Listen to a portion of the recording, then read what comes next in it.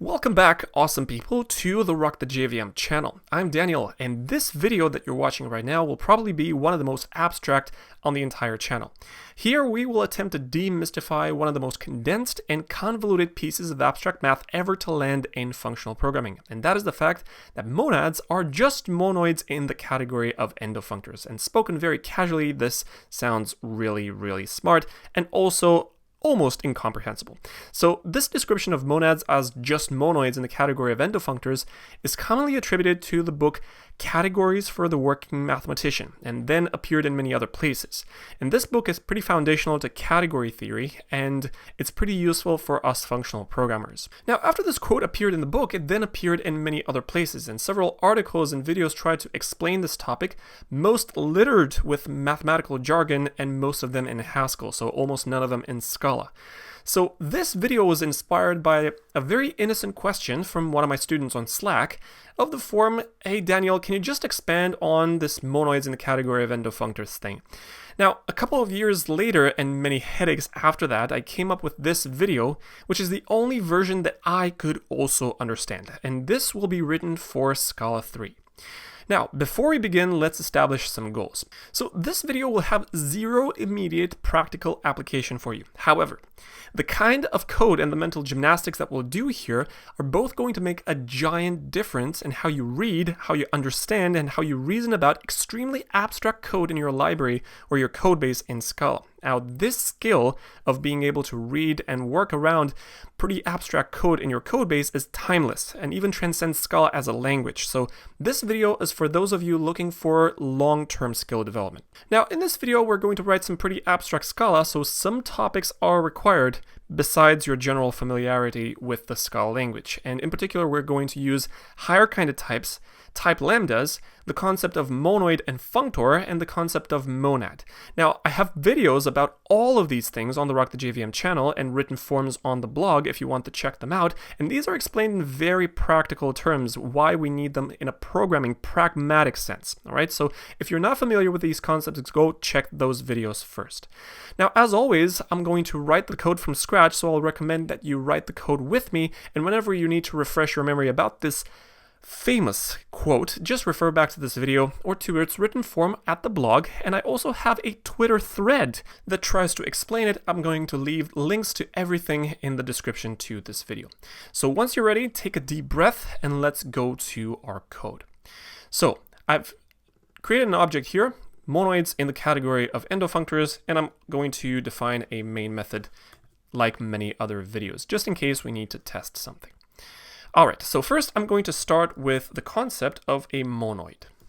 Now, if you remember monoid, either from the article or the video or from the Cats course, which by the way I recommend you check out, you'll remember that we write it like a simple trait. So we write a trait that we call monoid, and this is generic in the type argument t, and this monoid trait has two methods. A method that we usually call empty, which returns a t, and the method called combine that takes two values, a of type t and b of type t, and this returns a t. Now this is the same style that the Cats library also defines the monoid. So a monoid is a mathematical construct which denotes a combination function between values. It's basically a glorified two-argument function with a bunch of properties. First of all, the combine method needs to be associative. For example, if I say combine with a and combine with b and c, this is the same as combine with a and b first, so combine with a and b and then combine that with c. So this is associative, and this empty value is a neutral element with respect to this combine method. So for example, if I say combine for any element a with empty, this is the same as a, and combine with empty and a, this is the same as a. Now, an example of monoid is a monoid of integer with respect to the addition operation. So for example, if I define an object, let's call this int monoid add, and this will extend monoid of int. And in this case, the empty value is going to be 0. This is the neutral element with respect to addition, and the combine method is just a plus b. So this is an example of a monoid that we use in our daily lives. Now, for more details about why we need monoids and why they're useful for us programmers, check out the monoid-related video here on the Rock the JVM channel or the article on the blog. We talk a lot more details about this.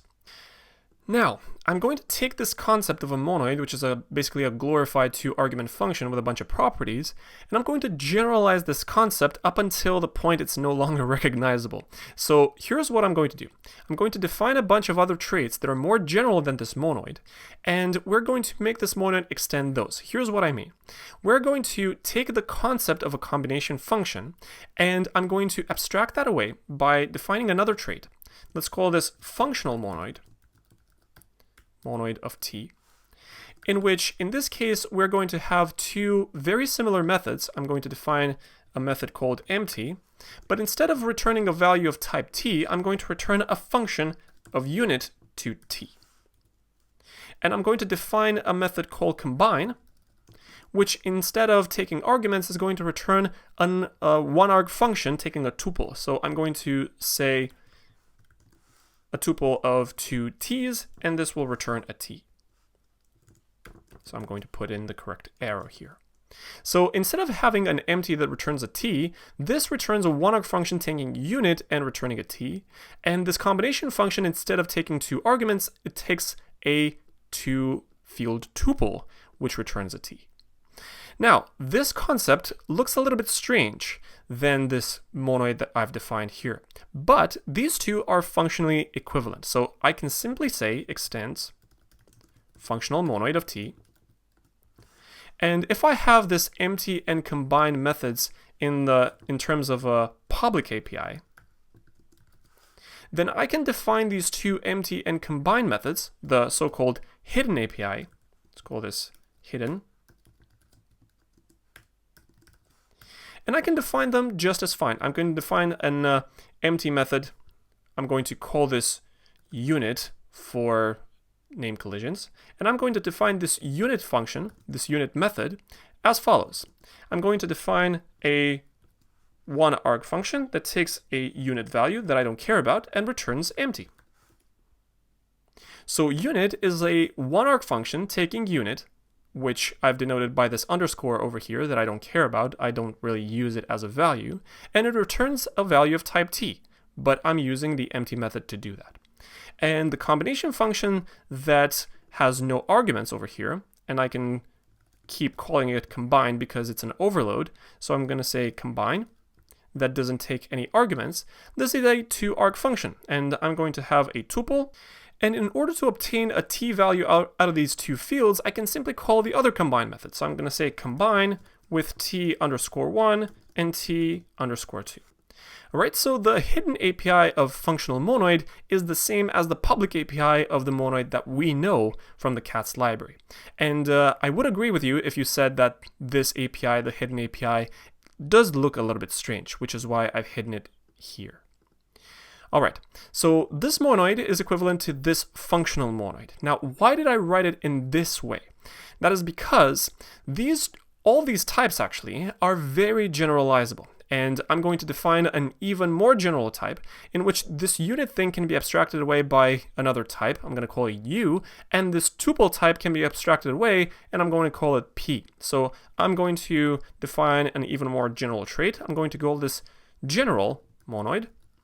And I'm going to have three type arguments. The type t of the values that I'm computing, the type u that informs the creation of the empty value instead of unit, and the type of tuple, which I'm going to call p for product, which informs the creation of the combination function. And this will have two very similar unit and combine methods. I'm going to have def unit, which instead of unit arrow t, I'm going to say u arrow t.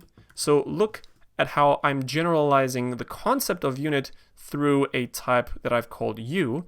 And I'm going to define another method called combine, which instead of this tuple arrow t, I'm going to say p arrow t.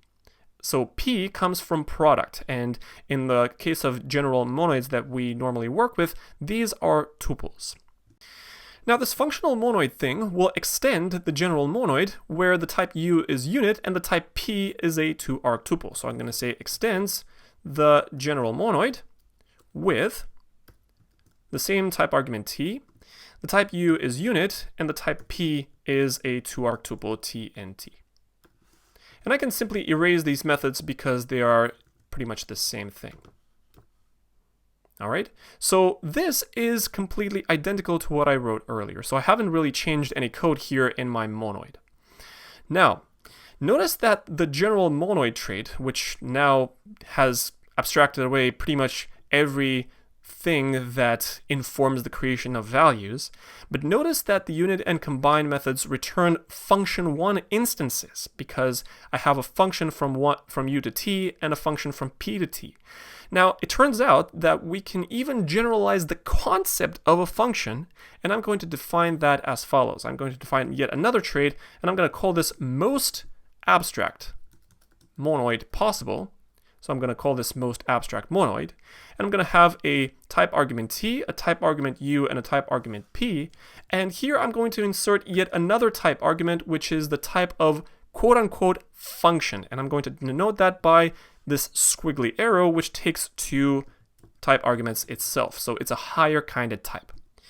Now, this most abstract monoid will have a structure that's very similar to the general monoid. I'm actually going to copy it. And instead of U arrow T, I'm going to say U squiggly arrow T and P squiggly arrow T. And the squiggly arrow is used infix, so this is pretty much the same as squiggly arrow with the arguments U and T. Right, so this is the same as squiggly arrow of U and T, but I'm using the same infix structure to resemble the function1 kind of structure. Now, in the general monoid, this squiggly arrow is exactly the function1 trait. So I'm actually going to say that this extends most abstract monoid with the type argument T, U, and P, and instead of having the squiggly arrow, I'm going to have function1. And I might as well just remove or comment out these methods because I don't really need them anymore, as the compiler automatically infers the fact that unit and combine returns a function1 instance. Now, I noticed that this commenting thing is actually pretty smart, so I'm going to copy those and I'm going to paste them here, and I'm going to define the actual types here. So TT, arrow T, for you to see it more clearly. All right, so this is how the API looks like. And notice I still haven't changed anything in my monoid thing that I already know from cats. Now, I've left these definitions on screen, even though we can collapse them just into one. So I can say trait monoid extends this top one where all the types are concrete. Now, I've left these on screen for you to take a break or pause the video if you need to validate this concept yourself. Now, this most abstract monoid, the one on the top, is the one that we care about. And this is a Scala representation of what is called a monoid in a monoidal category.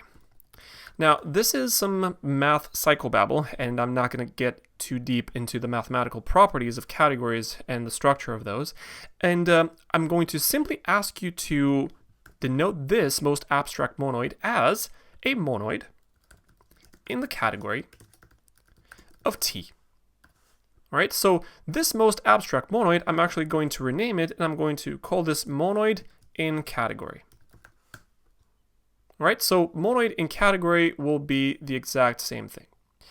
Now, with that, I'm going to make one last stretch, and I'm going to copy that, and I'm going to define a higher kinded monoid in category. I'm going to call this monoid in category K2 for kind number 2, where every single generic type here is also generic. So T takes a type argument, the squiggly arrow takes type arguments which themselves are generic, U takes a type argument, and P takes a type argument. But otherwise, the definitions are exactly the same, and this is also a monoid in a monoidal category, or a monoid in the category of T, where T is actually a higher kinded type.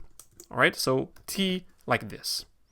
Okay, cool. So we have a monoid in category for kind number 1, and we have a monoid in category for kind number 2, where the type in question is also generic. All right, so this is the monoid piece. So we have monoid in the category of something.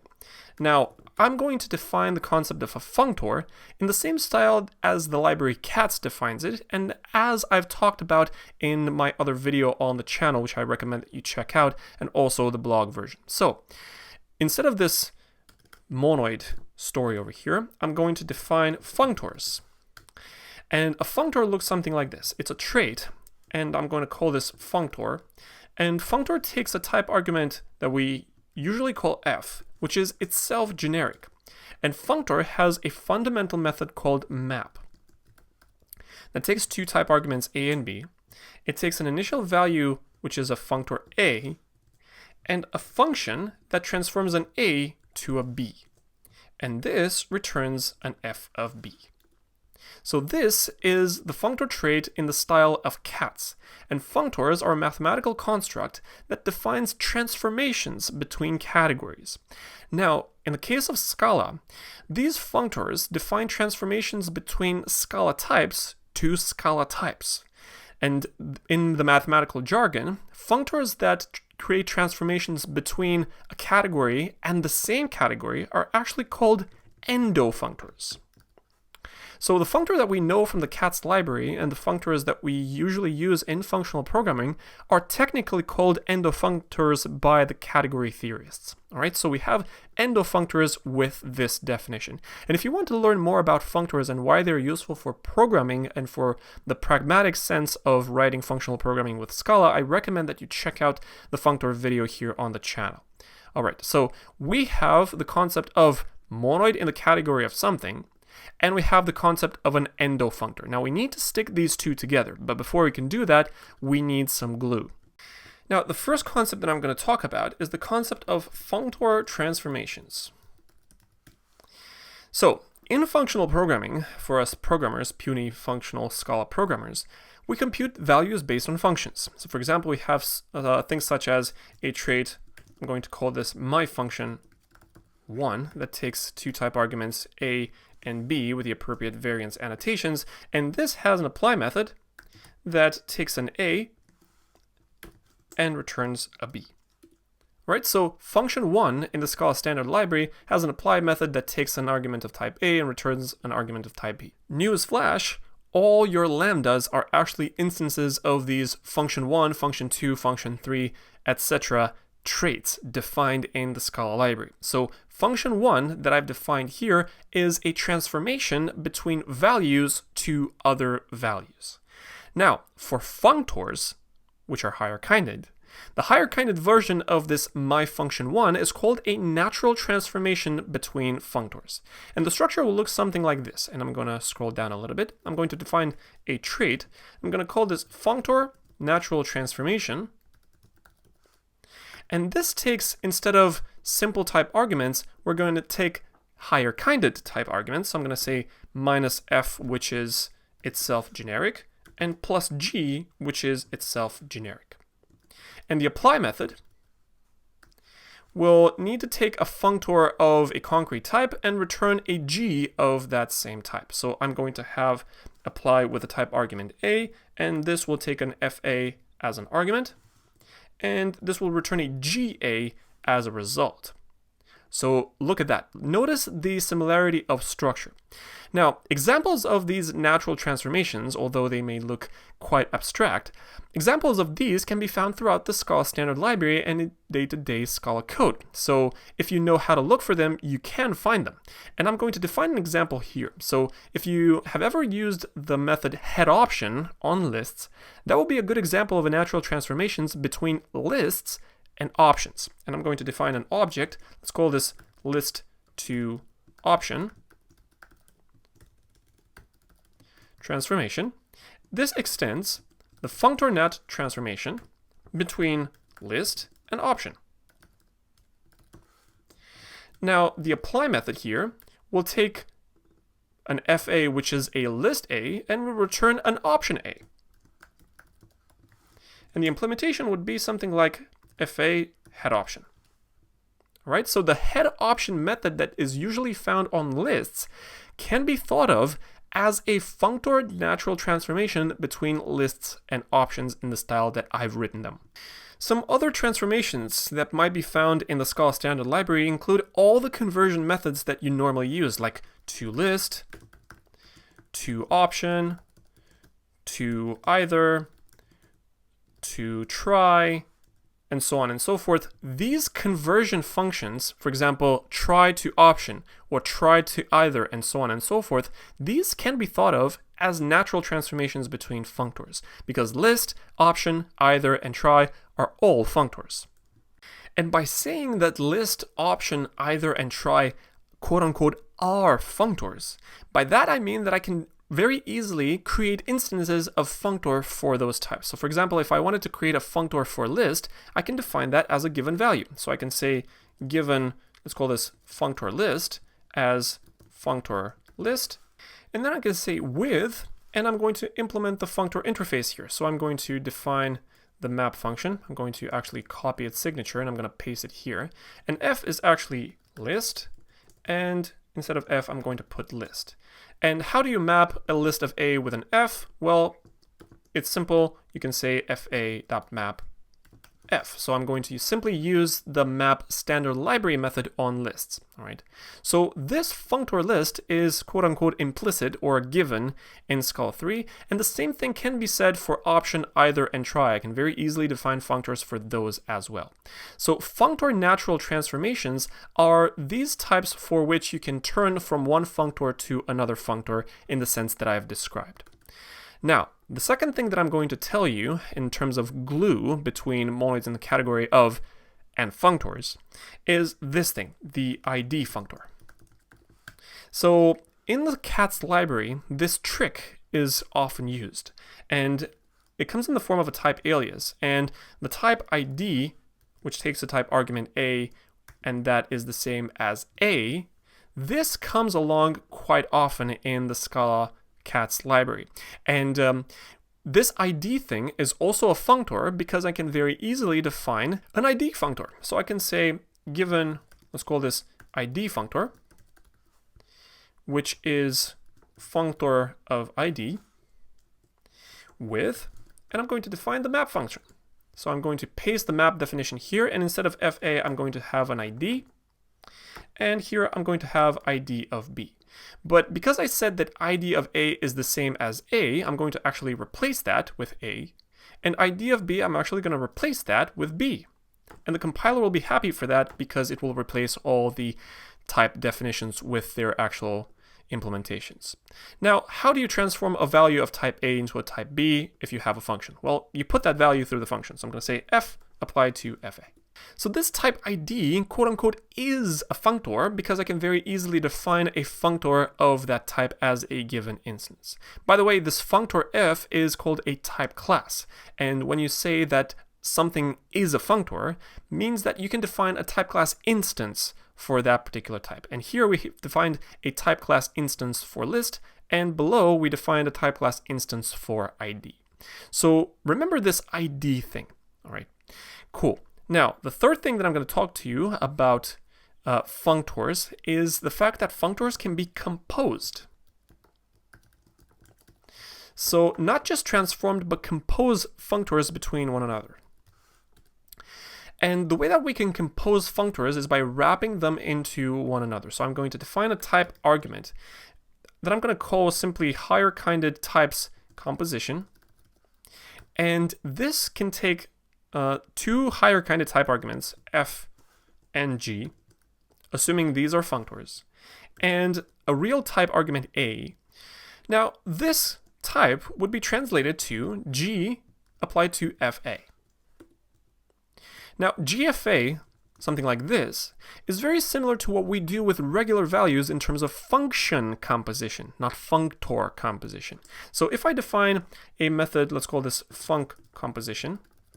Let's take three type arguments, let's a, b, and c, and we have a function, let's call this f, which turns an a into a b. We have a function g that turns a b into a c, and we have a value x of type a. And this returns g applied to fx.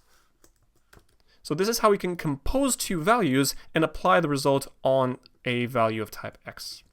Now, the functor composition is very structurally similar to function composition in the category of normal values. So remember this thing. Now, because we're operating with endofunctors, because we are transforming Scala types to the same kind of Scala types, the kind of type that is interesting to us is the same type composition, which takes a single type argument f, which is higher kinded, and a real type a, and this is f applied to f of a. So this is the same kind of higher kinded type composition of f to itself applied to a type a. Now this is generally pretty abstract. All I want you to remember is this FFA thing. So this is what I want you to remember. So we have the concept of functor, we have the concept of functor natural transformations, we have the ID functor, and we have functor composition in the type of f of something. Now, what I'm going to write is probably going to be the hardest bit in this entire video, so here it goes. We can create a special type of monoid in category of the type higher kinded, where, and I'm going to actually fill in the appropriate types. I'm going to define a trait called monoid in category of functors, and I'm going to type it with a higher kinded type f, for which there is an implicit or a given functor in scope. Now, this will extend, and I'm going to use this monoid in category K2, and I'm actually going to copy the entire type signature. And I'm going to fill in all these pieces in turn. First, the category T is the category in which we are being defined. In our case, this is F, the category of functors. Now, the squiggly arrow between functors is this natural transformation type that I defined earlier. So where is that? We have functor natural transformations. This is the squiggly arrow between two functors. This is as if I defined a squiggly arrow between f and g, or the same as f squiggly arrow g. Now, we're going to use, instead of the squiggly arrow, the type functor natural transformation. Now, the unit type, the higher kinded unit type for functors, is this ID type that I created earlier. So I'm going to use the type ID. Now, the product type between functors is this same type composition that I wrote earlier. So I'm going to have f of something. Now, I cannot really define f of something here in the type signature of this particular trait because I need to specify which kind of type I need to fill in here. And for that, I'm going to use a Scala 3 type lambda. And I have a video here on the Rock the JVM channel explaining what type lambdas are, how to use them, and why. And this is one of those use cases where type lambdas are actually pretty darn useful. So I'm going to have a type lambda from the generic type A to, and the fat arrow that I defined over here is the special token for type lambda, and I'm going to use f of A. Alright, now at this point I will invite you to take a break and try to mentally fill in all the pieces of this type signature yourself and validate that these are true. Alright, so this is a good moment for you to pause the video, take a breath, and after you're done, we can feel free to continue. Alright, so once we fit the pieces, then the compiler knows that this particular trait, monoid in category of functors, will have the following method definitions. We'll have unit and combine, so I'm going to copy those. So unit, instead of u squiggly arrow t, this is the functor natural transformation between u and t. Now, u is the ID functor, and t is our f functor that I've defined this category in terms of. So unit is a functor natural transformation between the ID functor and the functor that I'm actually caring about. Now, the combine method will take a functor natural transformation, because it's a squiggly arrow, between p, the product type, and t. Now, this t thing is my functor f that I care about, and my product type is this whole piece that I've defined in the last place of the type signature. And in order for me to not write the type lambda again and keep things very abstract, I'm actually going to define a type alias inside this trait. I'm going to define type, and I'm going to have this called functor product. And I'm going to define that in terms of a type argument a, and this is f of a. So functor product is our type p. All right, if you want, you can take a break to validate that the types of these methods are true. All right, so this is what the compiler knows. I can very well comment these out and the compiler will know the exact same things.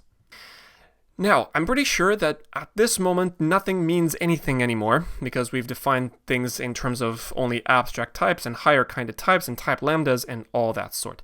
So let's go back to the surface and let's get some fresh air. So let's assume something concrete. That is, I'm going to implement a concrete monoid in the category of functors for lists because I've defined a functor for lists. So I'm going to define a special object. Let's call this object list special monoid, and this extends monoid in category of functors for the type list. Now in this case I will need to implement these methods, so I'm going to copy the unit method, which is a functor natural transformation between id and list in my case. Okay, and let me go ahead and implement that. So I'm going to say new functor natural transformation between id and list, and I have to implement the apply method. So I'm going to define apply, and this takes an fa which is ida, and if you remember, id is the same as the type a, so I'm going to replace that right off the bat. So what turns an element of type a into a list of a? Well, the list constructor. So I'm going to have list applied to this value. So this is how the id functor can be transformed into the list functor through the apply constructor of list.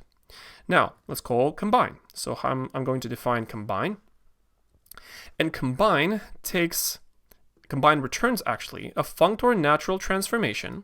So I'm going to paste the signature here, a functor natural transformation between functor product and list. And functor product, I'm going to keep this with 3 question marks over here.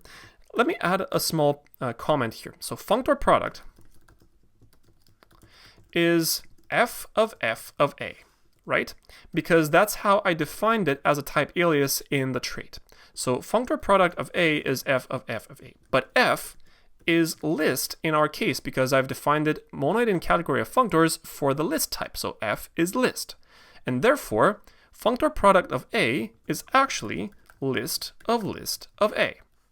All right, so functor product is list of something. All right, so keep that in mind. Now I'm going to implement that by calling new functor natural transformation between functor product and list. I'm actually going to break the line here. And I'm going to implement the apply method. So def apply, and I'm going to get an argument of type functor product of type A, and functor product I mentioned earlier is actually list of A, and this will return a simple list of A because the apply method will need to return f of a, and list is our functor f. So the apply method will take an argument of type list A and will return a single list A. Now, how do you return a single list A out of a list of lists? Well, you flatten those out. So I'm going to have fa.flatten. All right, so look at this special monoid thing. The unit value returns a list of a single value, and the combination function flattens lists 2 levels deep. Now, this is a pretty mind-boggling thing because our initial monoid definition assumed that the combine just takes two values and puts them through a function. Now we've generalized this whole concept by employing the squiggly arrow thing, which can mean absolutely anything at all. And in our case, the squiggly arrow thing means that we're flattening lists 2 levels deep. And frankly, this combination function expressed in this way can mean absolutely anything at all. It can mean tupling two values, it can mean cross product between two sets, and it can mean parallelizing two futures, or wrapping an option inside another, or in this case, flattening lists 2 levels deep. So list of list, this is what functor composition means. All right, cool.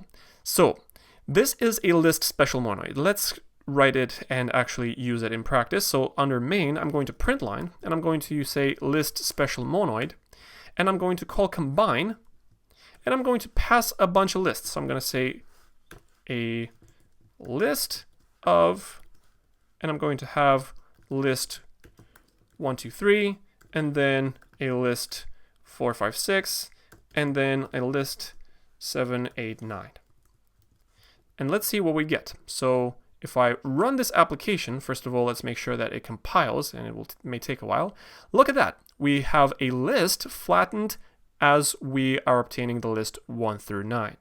So product between two functors in this case is nesting lists 2 levels deep. This is what matters in this case. So this is what combine means in this case. Combine is a very general application, and in our case means wrapping lists 2 levels deep. All right, so this is a special application, an instance of a special monoid for lists.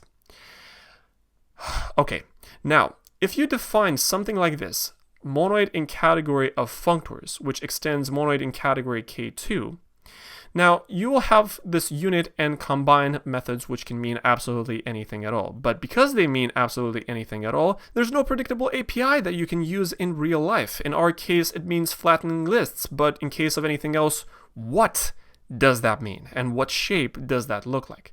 And so we programmers came up with 2 very useful methods that we can actually use in real life. And these are called pure, which takes a type argument A and wraps a value A into an FA. And this pure method can be implemented in terms of unit and combine. So pure can be implemented in the following way. I can say unit, which is a functor natural transformation for ID and F. And functor natural transformation has an apply method, and so I can call apply on the value of type A, which is of type IDA as well. So unit apply A is also unit of A. So pure is this method that we naturally use in real life, and this is the so-called constructor of a functor in terms of a value. Now, unlike unit, this pure method is a simple method that wraps a value and returns f of a, whereas unit returns a functor natural transformation between whatever and whatever, and it can mean anything at all, right? So pure is much simpler and much more usable for us programmers. Now, by far the more useful method is the so-called flat map, which takes 2 type arguments a and b, and takes an initial value of type fa, and a function, let me get my cursor back, and a function from a to fb, and this returns an fb. Now, flat map can be implemented in terms of combine, which obviously means anything at all, and so we need to make it concrete here. First of all, I know that f is a functor, and so I can summon the implicit functor in scope. So I'm going to say val functor as summon with functor f. Summon is a Scala standard library function that will fetch whatever given value of functor f you have in scope. Now, for those folks that are familiar with Scala 2, the equivalent method is implicitly. You may have seen this in Scala 2 code. So summon is identical to implicitly in this sense. Now, once we have this functor, we can call the map function on fa. So I can say functor.map with fa and f, because this is the API of a functor, and this is ffb, which is f of b. All right. So when you apply map with the functor with the initial value fa with the function f, you obtain a functor of type f of b. And you need to obtain an f of b out of that. So we're going to write that as follows. We can say combine. And I'm going to say f of b. Now I can call combine because combine is a functor natural transformation between functor product, which is this kind of double wrapping, and the return type is a single f of b. I can still call combine.apply if that makes more sense or if that's any easier.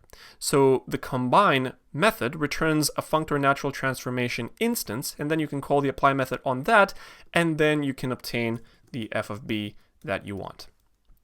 All right, so we can implement this flat map method, which I'm pretty sure that you have seen in a concept called monads.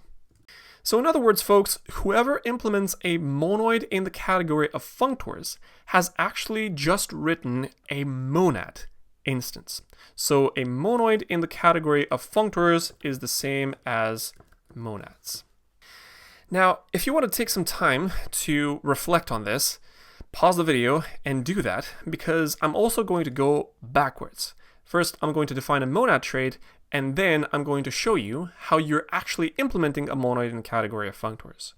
So if I define a trait called monad, and this takes a generic type argument f, and this monad f has two methods.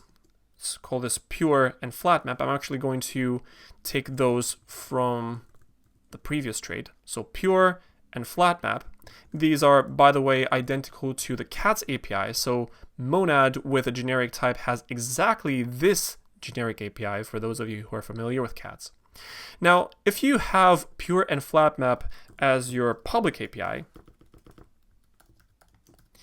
then you can define the other methods. And I'm going to define a map method in the style of functors. So I'm going to define map, which takes two type arguments a and b. It takes an fa as f of a, and a function f that turns an a into a b, and this returns an f of b. Now, if I have pure and flat map, which I am not allowed to touch, then I can safely define a map method automatically that is for free in terms of these other two. So I can say flat map with fa, and a function that takes an element of type a and returns pure of f of a. So if I have pure and flat map, I get the map function for free, and this is from the Functor API. So first of all, monad extends functors. All right, so I can say extends functor for free without changing my public API. All right, now I'm also going to define two additional methods. First of all, I'm going to define an auxiliary method called flatten that takes a very nested monad. So I'm going to have flatten a with something like f of a, and this returns a single f of a. And this can be implemented in terms of flat map. So I'm going to say flat map with this nested thing, and a function that takes an element of type x and returns itself. So flatten, the same style that you saw on lists, can be implemented in terms of flat map, and this is actually the case in the cats library. So this flattening method can be obtained for free. Good. Now, if I have this flatten auxiliary method, then I can define the rest of the stuff in the monoid in category K2. Here's what I'm going to do. I'm going to have this type over here, the type alias, and I'm going to paste it below. And by that, I'm not doing any harm to the monad trait or the monad structure. I just have a functor product. All right. Now, I'm going to define a method that we call unit. And this returns a functor natural transformation between ID and my type f. And this is a new functor natural transformation between ID and f, where the apply method is pretty much similar to what we did in the list implementation, in the sense that we're going to call pure on this FA. So I'm going to call pure with FA. So I've defined the unit method in the same structure as that mega monster monoid above. Now I'm also going to define the more monster combine method. So I'm going to actually copy the combine API. Where is that? So I'm going to have a combine function. Now this will be a functor natural transformation between functor product and f instead of list. And this will be a new functor natural transformation. You can think of these like instances of classes in the Scala or Java sense. And this will take a functor natural transformation between functor product and f. And the implementation will be very, very similar to what we did on lists. So I'm going to have the apply method. And this functor product A is actually f of A, if you remember. Now, thankfully, I have a flatten method that I've defined above and that I get for free in terms of flatmap. So I can say flatten FA in the same style that I did on lists. So look at these two methods, unit and combine. You might as well pause the video if you need. And this unit and combine method that we defined in list special monoid. Now, if you remember the structure, this unit and combine methods are the fundamental methods of a monoid in category of functors. So I can then say that trait monoid extends functor with this exact type that we used earlier, monoid in category K2, and I'm actually going to copy it exactly as it is. And I'm going to paste it here, and the compiler will have exactly 0 problems compiling my code. So the monad trait with the single public API pure and flat map in the style of cats can actually derive everything else, including functor and the monoid in category of functors. So in other words, if you define a monad, you also define a monoid in the category of functors. So the relationship is bidirectional, and you can therefore say that monoids in the category of functors, where the unit functor is ID and the functor composition is this thing, is actually a monad. So if you've taken the time to watch this video until this point, thank you. You're awesome. So if you got some value out of this video, go ahead and click the like button for me and subscribe for more videos, and give me feedback in the comments. I read every single piece. Check out the blog for the written version of this video, including all the materials and all the links that we've discussed.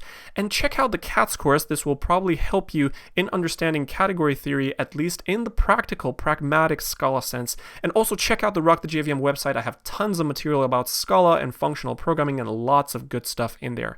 Until next time, I'm Daniel, signing off.